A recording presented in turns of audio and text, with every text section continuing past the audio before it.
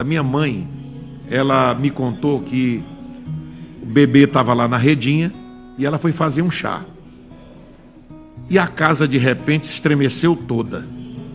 E ela correu para o quarto, aquela carreira desesperada, né? Preocupada, o que aconteceu? Aí quando ela chegou lá, tinha um personagem que estava em pé ao lado da rede. Nossa. Onde estava o bebê Washington Luiz. E ela ficou assombrada e ele levantou a mão, ela se acalmou e disse: não te preocupes. A promessa que tu fizeste naquela praça, quando tu pedias para Deus que a criança que estava sendo gerada no teu ventre, tu estava dando para o Espírito Santo. Tu cumpre com essa palavra? Aí agora eu vou voltar um pouquinho. Minha mãe, depois que perdeu a minha irmã, ela se encontrou grávida e nós morávamos em Bacabal, Maranhão. Então ela foi numa praça, grávida, preocupada, e fez um compromisso com Deus. Disse: Senhor, o que está gerado no meu ventre, se for homem ou mulher, eu vou dar para o Espírito Santo. Quando eu nasci, aconteceu esse episódio. O personagem estava lá e disse: aquilo que tu prometeu lá na praça está de pé? E minha mãe lembrou. Aí disse: está de pé. Ele disse: durante 12 anos eu venho visitar o menino. Nossa. E tu cria o menino ensinando o caminho que ele deve andar. E a cada ano eu vou visitar o menino.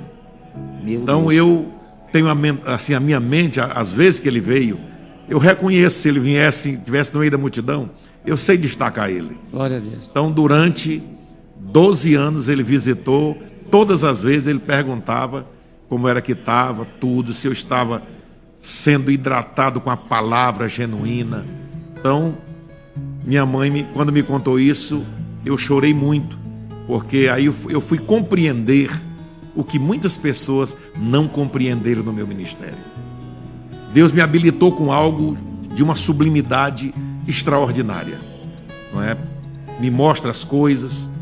E por essa razão, e esse ministério que se tornou fecundo, você vê que desde que eu comecei ministrando, já estou com 62 anos, mas a agenda lotada o tempo todo, e pessoas já me agendando para o ano que vem, porque quiseram esse ano e não teve como agendar. Então, a partir daí, a minha vida ficou uma vida marcada, principalmente com revelações profundas acerca das coisas que iriam acontecer. E começou a partir desse momento, né? Desse momento. Aí eu fui vivendo essa plenitude, essa manifestação gloriosa de Deus na minha vida, e cresci, não brincava nem com garoto que não fosse crente. Sempre ali, a minha brincadeira era culto, colocava um tamborete, subia em cima, convidava os colegas e eu cantava, pregava, pequeno. E assim, a minha vida toda foi aos pés do Senhor, ao lado do povo que falava a língua que eu aprendi a falar. A língua poderosa da igreja. Glória a Deus. E uma coisa, só para depois a gente partir para outras perguntas, interrogações. Naquele tempo, a igreja era de taipa. Viu, irmão Jefté?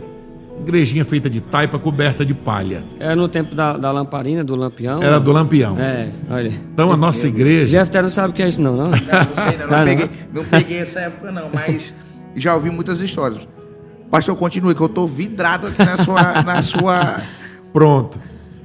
Então uma coisa que eu nunca esqueci. Irmão Dorival Maranhão, era o dirigente na Lagoa Verde, né? Voltando aqui para a Imperatriz, tem a Lagoa Verde, né? Ali antes da barreira da Polícia Rodoviária, aquele bairro grande de Imperatriz, ali. Sim. A gente morava ali, tinha uma chácara grande. E aí, quando naquele tempo, eu lembro que chamava-se Petromax, que era o lampião que você colocava querosene, tinha uma válvula, e você bombava para ele dar pressão para o querosene subir para a camisa e iluminar a igreja. Na medida que a pressão ia acabando, tinha que ter alguém para botar a cadeira e ir lá, né, dar pressão para ele iluminar. Então isso eu fiz muitas vezes. Nossa. Eu garoto. Então essas coisas marcam a vida da gente. Então desde pequeno eu já me esforçava para trazer luz ao povo. Meu Deus do céu. E pastor, os seus pais eram evangélicos, então? Sim. Graças a Deus. E o senhor prega desde quando? Dos 9 anos. Começou cedo, né? Começou cedo. Dos 9 anos eu comecei. A minha mãe já aproveitava, porque ela sabia do segredo que eu não sabia. E às vezes eu ia falar alguma coisa assim e tinha uma dimensão de abertura, um portal, um Stargaze se abria diante dos meus olhos. E aquilo mudava a vida de pessoas. Nossa. Então, e isso nunca se afastou da minha vida, né? Certo. Então o senhor sempre teve uma juventude na igreja. Na igreja. Sempre envolvido, pregando. Sim. E como foi que o senhor ingressou no ministério? Bem, vamos falar um pouquinho aqui Eu trabalhava na vida secular numa empresa de ônibus, Satélite Norte, Janjoy, aqui de Imperatriz. Eu trabalhava na rodoviária de Araguaína, com encomendas de carga e passagem. Meu irmão era o dono da agência. Então eu fui trabalhar com ele. E aí foi quando começou a chamada de Deus. Eu fechei o caixa da empresa, um certo dia, fechei tudo, malote, despachei no ônibus, aí fui para casa. E eu saí da rodoviária, eu morava próximo, meio-dia, mais ou menos isso. E eu ia caminhando, quando de repente eu ouvi a voz me chamar, Washington. Aí eu olhei assim, estava o Bacabal, um amigo meu que era dono da oficina mecânica, sentado lá. Eu achei que fosse ele. E eu disse, o que tu quer, Bacabal? Aí ele disse, não, estou falando contigo não. E assim, eu digo, desculpa. Aí comecei a caminhar. Aí eu vi, quando chamou de novo Washington, a voz vinha de cima. Foi a primeira vez que eu olhei no sol, como eu estou olhando para essa lâmpada, sem que o sol me agredisse os olhos.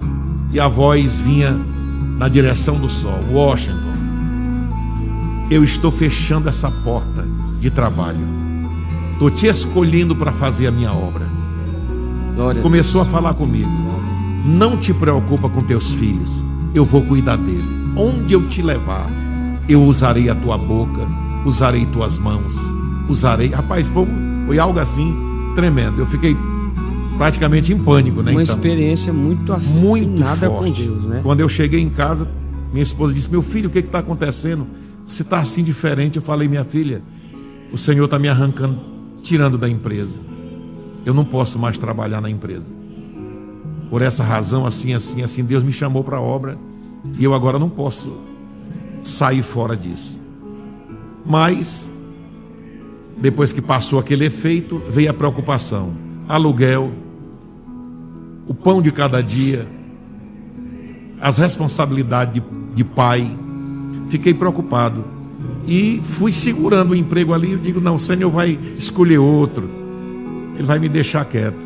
E o tempo foi passando.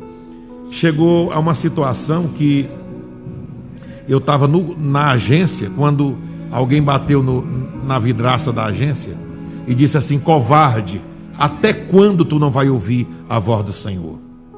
Eu quase caí para trás. Uma pessoa que eu nunca nem vi. Aí eu me lembrei. Mas continuei insistindo nessa situação de não querer fazer a obra do Senhor. Até porque, Jefté, pastor Fernando, eu ajudei tantas pessoas naquela rodoviária, missionários, pastores, o dinheiro acabava e eles ficavam na rodoviária. E eu perguntava, o que foi que houve que vocês estão aqui, não vim embarcar em nenhum ônibus? Não, é que acabou o nosso dinheiro. Nossa. Aí eu digo, e vocês fazem o quê? Não, eu sou pregador da palavra. Olha. Eu trabalho para Jesus. Eu digo, meu papai do céu. Aí eu fui lembrando daquilo. Eu digo, deixar a empresa, deixar tudo, para mim ficar em banco de rodoviária, esperando a vontade dos outros. Então fiquei com aquilo na cabeça. Só que eu não sabia que Deus estava me usando como uma ferramenta para abençoar eles. Eu dei muita passagem para esse povo. Levei para minha casa, dei comida, dei dormida, passagem para embarcar e dinheiro para merendar na viagem. Fiz isso muito, Deus me usando. Aí depois que eu fui compreender essa chamada.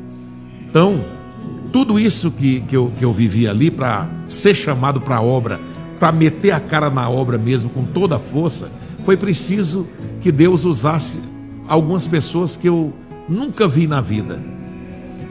Aí passou mais uns dias, eu estou na rodoviária, cheguei de manhã, abri a agência. Quando eu abro a agência, chegou alguém lá, tem aquele furozinho que a gente entrega a passagem no vidro. Sim. Ele enfiou a mão naquilo ali, colocou o dedo no meu nariz, um homem que eu nunca vi, e disse: até quando tu vai agir covardemente, se eu te escolhi para uma obra na terra? Eu quase morro.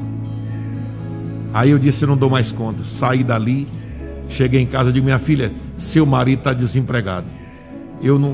Deus falou muito comigo, eu não dou mais conta de ficar nessa rota de incompatibilidade com a escolha de Deus, com a vontade de Deus.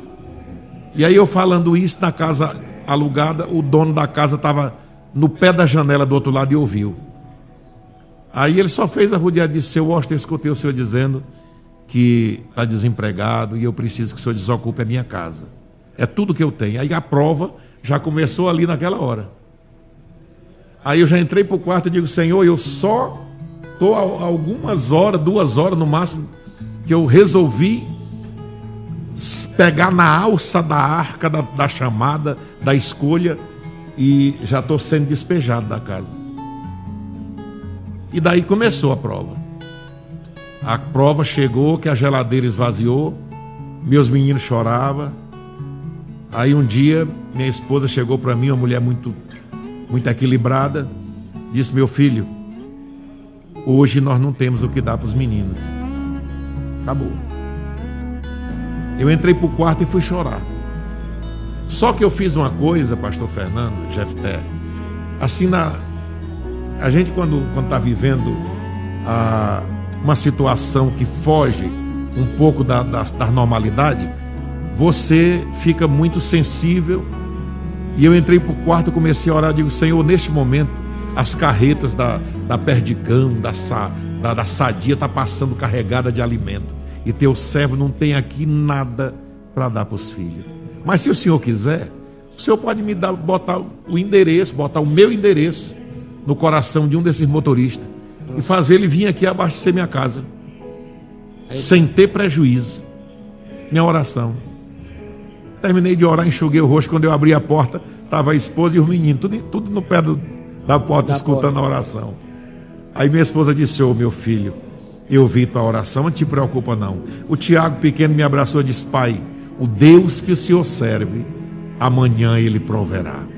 Meu menino. Ele tinha quantos anos, pastor, seu menino? O meu pequeno? Ele devia ter uns 9 para 10 anos. A gente já vê aí a influência do pai, né, injetando nos filhos, né? Que interessante.